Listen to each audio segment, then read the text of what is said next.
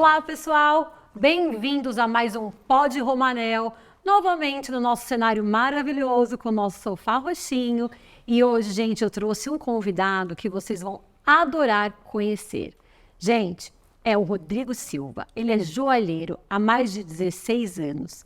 Tem uma relação de 18 anos no Senai, fazendo a ligação entre empresas, Senai e a comunidade. E, além disso, ele é fundador de um super projeto que é o Jewelry Experience. Bem-vindo! Bem, obrigado, viu, Fabi? Obrigado pelo carinho, pelo convite. É um projeto ímpar, né, para o nosso ramo joalheiro ter um podcast com uma empresa tão renomada como a Romanel. Obrigado pelo convite. Bom, a gente já se conhece, né? Rodrigo e Romanel já tem um relacionamento aí de longos anos, mas eu gostaria que antes da gente entrar no nosso relacionamento com o Romanel, que você contasse para as pessoas quem é o Rodrigo, um pouco da sua trajetória como joalheiro e como é que você chegou até aqui. Bom, Fabi, falar da minha vida, assim, eu tenho muito orgulho. Primeiro, eu venho de uma família de nordestinos que vieram para o Sudeste, né? Eu sou um carioca. Acho que nem dá para perceber pelo meu sotaque, sabe? Quase nada, viu? Quase Mas vocês perceberam, pessoal, que era carioca? Agora, para falar, eu virei um paulista, na realidade, porque eu tô aqui há 12 anos e... Mas antes, assim, eu entrei no segmento joalheiro, eu vou dizer assim, para quem acredita no acaso, eu não acredito muito, mas com muita força do divino, eu entrei no Senai muito novinho, com 16 anos. O meu pai trabalha numa grande marca de joias, né, de alta joalheria, e lá eu fiz um tour dentro da empresa, me apaixonei pelo segmento de joias. E ali eu estava estudando para ser cadete do Exército, com 16 anos ali, né?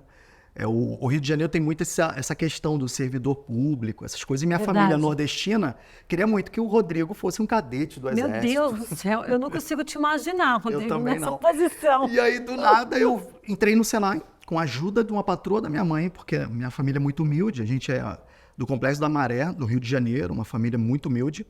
Minha mãe conseguiu pagar o curso para mim. E aí nessa, com a patroa dela, pagaram o curso, eu entrei no Senai e conheci a joalheria. Com alguns mestres joalheiros, tinha um suíço, Werner Baumann, Gregório Garcia, pessoas muito especiais. E dali eu conheci e me apaixonei pelo segmento. E aos poucos eu fui conhecendo cada dia mais e me dedicando mais.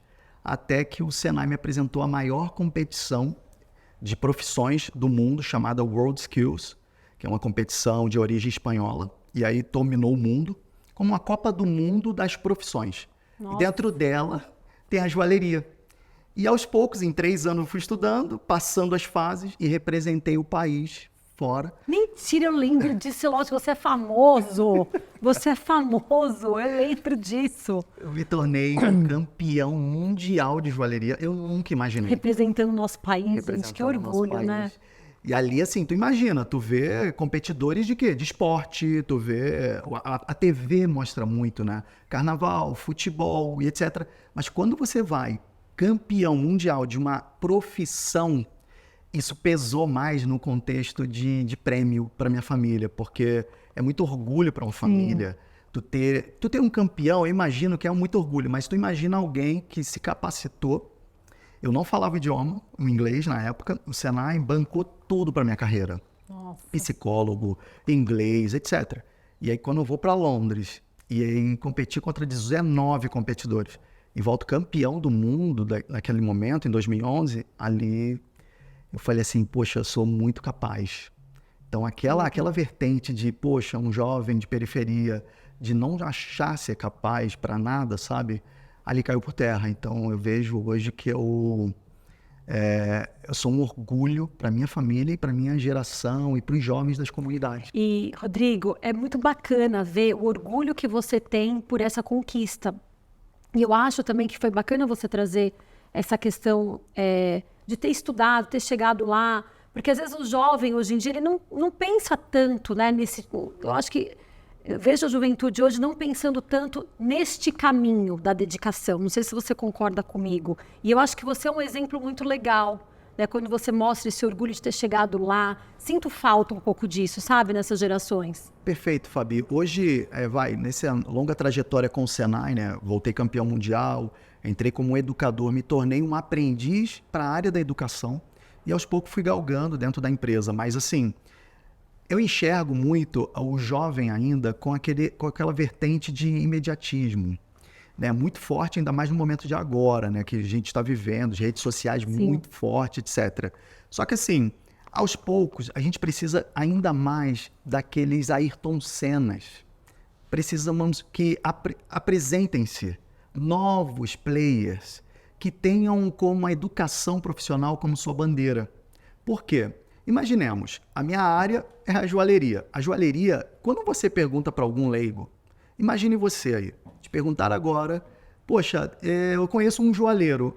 Automaticamente, tu imagina um velhinho, sem menosprezar os velhinhos que aqui estiverem assistindo a gente, tá? Por favor. É verdade. Mas tu imagina, você aí que está vendo esse podcast, faz esse teste. Agora, imagine um joalheiro fazendo a sua joia. Tu imagina um velhinho atrás de uma mesa, com um martelo na mão e um ponteirinho batendo em um metal, certo? Tu imaginou isso? É muito... Não é isso. A joalheria, eu sou formado, eu tenho uma graduação voltada à joalheria. Então isso até uns 10 anos atrás não existia. Então o que eu reforço? Que o jovem de hoje, ou você que está assistindo esse nosso podcast, investe em educação profissional. Por quê? Fui estudar fora, o Senai me fez mergulhar na educação profissional. Então não foi aquela profissão que veio de pai para filho, ou de vô para filho, para neto. Então assim, eu acredito na educação como algo que vai revolucionar a vida dos jovens. Então é através dela que a gente muda vidas. E você parou em 2011, quando você estava falando da sua vida. E depois de 2011, o que aconteceu? Você ganhou o prêmio, e aí? Isso. Continua pra gente saber. O prêmio foi muito legal. Assim, primeiro, poxa, imaginemos aí um favelado, né? Eu voltei para minha comunidade. Quando eu cheguei, a presidente no momento, né? Nós tínhamos uma líder do país, e ela me recebeu junto aos competidores que foram campeões naquela edição. E eu fui premiado com um valor de R$10 mil na época, notebook, cursos, e eu ganhei uma faculdade para estudar em qualquer lugar do país que o Senai Brasil pagaria. E foi daí que eu vim para São Paulo. Então, assim, legal. no Rio de Janeiro não tinha uma graduação voltada à joalheria. Certo. E aí eu vim estudar numa faculdade muito renomada, né, aqui em São Paulo. E aí eu migrei de vez para São Paulo. E aí virei um paulista desde então. Então, minha vida dali deu um salto. Aí dali eu entrei no Senai São Paulo e me tornei um profissional lá dentro para a educação. Então, hoje, se eu fosse te dizer assim, resumir a minha vida, eu sou um Rodrigo joalheiro e um Rodrigo relacionamento Senai São Paulo. Então, esse é o Rodrigo, assim. E, gente, esse Rodrigo, relacionamento Senai, é onde entra a Romanel, né? Que aí vem para minha segunda pergunta, que é como você conheceu a Romanel e o que a gente faz. Eu quero contar, eu não vou dizer que eu quero que você conte, o que a gente faz, Romanel e Senai juntos. Bom, primeiro, Fabi, eu tenho que contar que a Romanel é gigantesca e não é porque eu estou no podcast. Eu acompanho a Romanel desde que eu nasci. Porque, assim, meu pai vem de uma grande empresa de joias também. E ele falava muito da Romanel, da liderança da Romanel. E ali eu já me despertava que, poxa, assim que eu me tornar um grande mestre joalheiro, e vou lutar muito para isso, né? Eu vou me conectar. Pô, primeiro por ser carioca, o carioca tem muito essa questão de amizade, de coleguismos. E aí eu fui me conectando com grandes players e eu muito novo ainda. E ali eu falei, poxa, eu tinha que chegar na Romanel. A Romanel tem muitos colaboradores e ela precisa conhecer a educação profissional que nós estamos gerando dentro do Senai. Gerando e criando uma comunidade de joalheiros. Nós formávamos, em média, 1.000 alunos por ano. Em joalheria, isso é demasiado, porque é um nicho muito pequeno a joalheria. Quantos joalheiros você conhece? Nossa, de cabeça, assim, ó, quantos? Pouquíssimos. São poucos. Então, é um ramo que a gente precisa pulverizar, porque é uma área, primeiro, que é o luxo. Trabalhar com a área do luxo é magnífico. Então, aos poucos, a gente foi chegando na Romanel. E aí tivemos uma grande reunião dentro do Senai, que eu tive a honra de conhecer toda a liderança da Romanel. E aí convidei para conhecer todas as soluções do Senai. E como a gente atendia a comunidade, como é que a gente transformava a vida de outros jovens como a minha através da educação profissional. E ali a Romanel de cara topou um grande projeto. Na realidade, a Romanel já tinha um projeto desenhado e o Senai só foi a ferramenta para isso tudo acontecer. E esse projeto, conta pra gente o que é o projeto.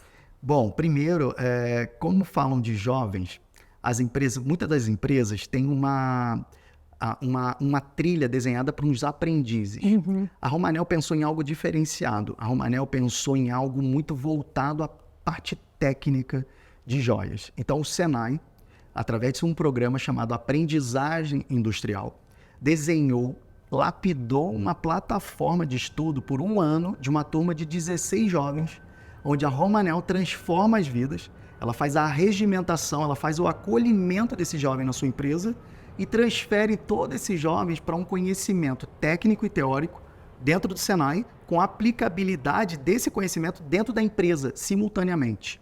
Então, o jovem sai lá da fábrica da Romanel, vai para o Senai aprender na teoria e prática e transformar isso em produtividade para dentro da Romanel. Então, são jovens que brilham. São jovens que brilham, gente. E eu sei porque eu já encontrei esses jovens que brilham e é muito bacana para a gente ver essa... A gente falou agora, né, que o jovem muitas vezes é imediatista, mas não é legal a gente generalizar. Existem aqueles que querem muito. Eu gosto muito de trabalhar com a nova geração. Tá? Apesar de, às vezes, deve me achar uma tiazona, com certeza. Mas eu acho que isso vai trazendo para a gente também um pouquinho de noção do que vem por aí. Porque não adianta eu querer trazer também, querer enfiar o que foi no passado para eles, né? E essa vem a minha pergunta. Como é que funciona essas viradas de gerações para quem está no Senai? Por exemplo, você já está há bastante tempo e com essa geração atual, o que você enxerga de diferente, por exemplo? Bom, é bom também reforçar, Fabi, que o Senai ele vem se moldando diariamente. O Senai ele foi feito para a indústria, né? De fato, em comunidade. Então, o Senai ele precisa se adaptar todos os dias, se moldar às novas gerações. Isso que eu fico pensando, por exemplo, com essa coisa que você mesmo falou, redes sociais, imediatismo, como é que você traz o interesse? E eu sei que tem jovem interessado, sim, e eu acho que isso é um mérito de vocês. Como é que vocês fizeram isso, de trazer esse interesse para esses jovens? Primeiro eu vou te falar assim, não vou falar somente do campo da joalheria, e a gente vai sair um pouco, sim, vamos falar para tudo, porque assim, educação profissional e tu manter um jovem totalmente conectado, primeiro é tu saber quais são as estratégias de fazer isso acontecer. Porque, de fato, quando tu tem um professor jovem, vou dar o meu exemplo. Tá? Certo. Quando tu tá na sala de aula, tu tem quase a idade dos teus alunos. Então, vamos supor aqui que eu tenha, quase o dobro da idade deles. Então, eu vou trazer uma linguagem... Número 1, eu já sou meio influencer nas redes sociais. Então, os alunos estão te seguindo nas redes. Então, para eles, você já é um influencer. Você está influenciando pessoas. Então, quando tu tem um professor hoje, influencer nas redes sociais, quer dizer que tua empresa já está se reposicionando. Porque isso traz atratividade, porque o aluno se conecta de uma forma melhor contigo do que se você fosse um totalmente estranho ou não adepto às redes. Então, você é favorável, sim, da gente estar nas redes. Você acha que isso conecta com a geração? Conecta. Eu sou totalmente a favor dessa questão de a educação. Eu sempre trago esse exemplo. Ela precisa ser como um shopping. O ambiente tem que ser cheiroso, gostoso, tenha um bom som, tenha bons produtos, amostra, tenha integração entre produto e aluno e consumidor. Isso traz um maior tempo de desejo por estar ali. Eu brinco que quando eu comecei, né, a educação profissional lá atrás, quando moleque ainda, no exército, era muito assim, faça isso e tu tinha um tempo determinado para fazer. Sim. Será que tu vai ter pessoas com atratividade a isso ainda? Não. Requer uma interação, professor, aluno, utilização do celular na sala de aula. Vamos usar o celular. Você deixa? Com toda certeza. Nossa, meus filhos vão querer estudar com você. Mas por quê? Desde que não tenha na parte técnica, sim, que tem questões de segurança. Tu não vai usar um celular enquanto está operando um equipamento, etc. Certo. Mas na parte teórica tem vários cálculos. Por exemplo, quando a gente vai falar de joias, joia não é só fazer a joia. Tem uma mega estrutura na parte de metalurgia. O aluno ele vai usar o celular como software para ele desenvolver questões. Você vai apresentar uma joia, eu dei vários exemplos na minha turma. Quando eu dava aula, eu dava exemplo que um cliente meu, ele recebia um projeto 3D meu. Como é que o cliente ia ver no celular dele de casa? Eu mostrava para os alunos com o meu celular projetado na tela. Eu mostrei para o meu cliente assim, assim, assim. O aluno ele sai com uma vertente de, poxa, eu posso abrir meu próprio negócio, eu posso trabalhar na grande Romanel e mostrar para a Fabi, que é minha líder, qual é o projeto, como eu desenvolvi, e ela vai pegar com o celular dela e vai ver. Maravilhoso. Então, esse é o feeling. Adoro isso. Eu acho que o professor, não estou dizendo por idade, agora a gente está falando sobre conceito. O conceito é usar as ferramentas que existem hoje. Ela tem seus malefícios, mas vamos usar o que é bom dela. O celular é ruim para as crianças? No meu ponto de vista, não. Desde que seja usado a ferramenta com o momento certo, quantidade de horas certas, etc. Concordo com você. Eu acho que a gente tem que evoluir, né? Não adianta a gente ir contra. E eu achei bacana isso, porque você, na verdade, está inserindo a atualidade, a inovação para a educação. E acho que, para mim, nesse ponto de educação, é o grande desafio. Porque a gente tem uma geração completamente diferente e, às vezes, o método de ensino ainda está antigo. Perfeito, Né? Fabi. Acho que isso é um desafio grande mesmo. Eu tenho vários amigos influencers no ramo de joalheiro e em todo momento a gente discute sobre isso. O que eu gostaria muito é que o jovem que estiver me ouvindo aí, você que estiver nesse podcast ouvindo, seja um joalheiro ou uma joalheira. Venha estudar joias. Eu ia te perguntar isso. Então, por favor. Como é que a pessoa faz se ela quiser participar do programa da Romanel e do Senai? Bom, primeiro que é assim, né? Essa questão de arregimentação, trazendo para um linguajar mais coloquial, é trazer esse jovem para a Romanel. Primeiro, a fábrica da Romanel, ela faz um processo seletivo, né? Bem aberta à comunidade, se não me engano, o último tiveram 600 inscritos para 16 vagas. É algo muito apaixonante de ouvir. E esse jovem ele se inscreve num processo seletivo. O RH da Romanel faz toda a triagem e selecionam para encaminhamento para o Senai. E aí começam as primeiras aulas nessa transição entre Romanel e Senai. Romanel e Senai. Eu tenho uma pergunta aqui, porque a gente sabe, eu sei que você é joalheiro, né, de trabalhar muito com ouro, né, o maciço, ouro 18, e a Romanel, a gente trabalha com a joia folhada, 18 quilates, a nossa joia que a gente sempre compara muito com uma joia maciça, porque você sabe melhor do que ninguém que o nosso processo lá dentro é um processo de joalheria. Mas como é que fica essa diferença, por exemplo, no caso de um aluno que vai trabalhar numa empresa como a Romanel, que é uma empresa de volume, né? Tem alguma diferença nesse ensino, no mindset desse aluno? Perfeito. Na realidade, assim, eu sou um puxa-saquista da Romanel por um motivo também. Qual é? Por vocês serem uma empresa de fashion jewelry, que é mais coloquial, né, de semi-joias, como fosse uma joia requintada Romanel, vocês precisam ter um conceito de design muito mais formulado do que a joalheria de fato.